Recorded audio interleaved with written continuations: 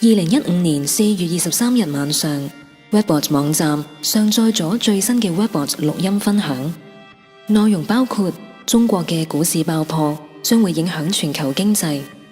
原因，當中國經濟因為股市爆破而崩潰嘅時候，使到中國政府迫不得已要公布佢哋嘅黃金儲備數量，從而令到人們突然驚覺中國政府擁有黃金嘅數量遠比估計嘅多。由於股市令人損失大量金錢，因此為咗保值，喺中國甚至各國引發黃金、白銀、比特幣搶購潮，導致金銀、比特幣價格狂升。Might as well start off with the top here. We've got a lot of data about the Chinese market crash, the upcoming Chinese market crash, and its impact on the globe.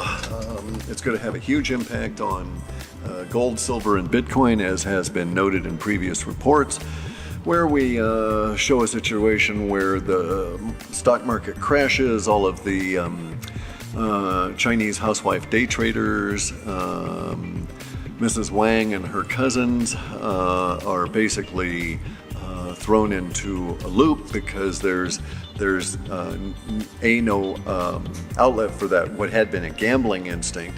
B, the money gets all tied up and screwed up as a result of the crash process. Liquidity gets a little bit wonky, where it sort of works and it doesn't work in the Chinese system. Data is showing the Chinese government gets quite a bit freaked out by this crash and starts instituting controls that they didn't want to have to get into, and the populace certainly doesn't want to see anything up. Nonetheless, it leads to the gold and silver rush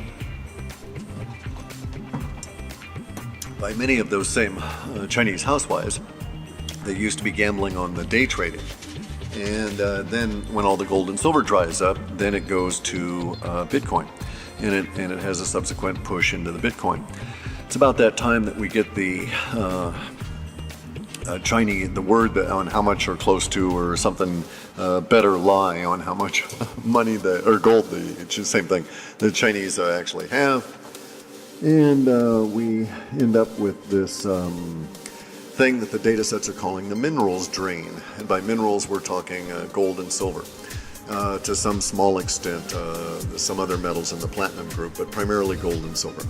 And the drain is going to be seen as as a consequence of and related to, but not actually caused by, the Chinese housewives turning to gold and silver when their day trading mania is beset by regulation and crashes.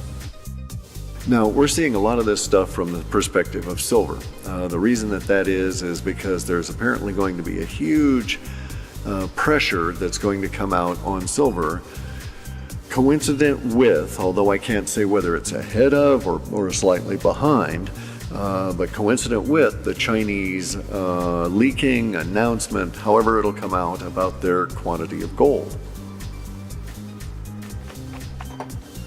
So at that same time, there's going to be an actual greater level of emotional excitement around the silver market than there is around gold. And that's really saying something, because when the Chinese come on out and say this about gold, or whether it becomes known about the gold, their total amount. Now, here's actually the scenario that is sort of suggested by the data.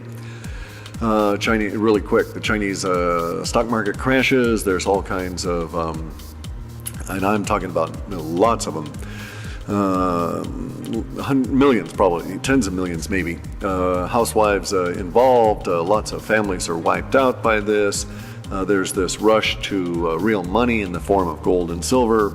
There is a lot of questioning about the ability of the Chinese central authority to keep things under control and to provide adequate liquidity or whatever, stable markets or something, to the point that it must, for their own internal reasons and to reassure their own populace, become known that the Chinese government has this vast hoard of gold held in the name of the people.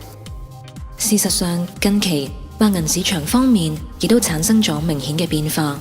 由2012年開始，當銀價從歷史性高位回落之後，摩根大通反而慢慢不斷增加佢嘅白銀儲存量。雖然佢哋不斷增加白銀儲存，但係白銀價格卻係違反供求定律，隨住需求增加，價格不升反跌，令到採礦商嘅收入下跌。原因佢哋藉住紙銀投機方式，一方面拋售更多紙銀，另一方面卻係大手購入實銀，甚至到咗2015年開始，摩根大通所買嘅白銀量更加係每日100萬安士。其實每年地球白銀總產量亦都係大約為3億5千萬安士，即係每日100萬安士。摩根大通所購入嘅白銀量，正正係地球每日產量嘅總和。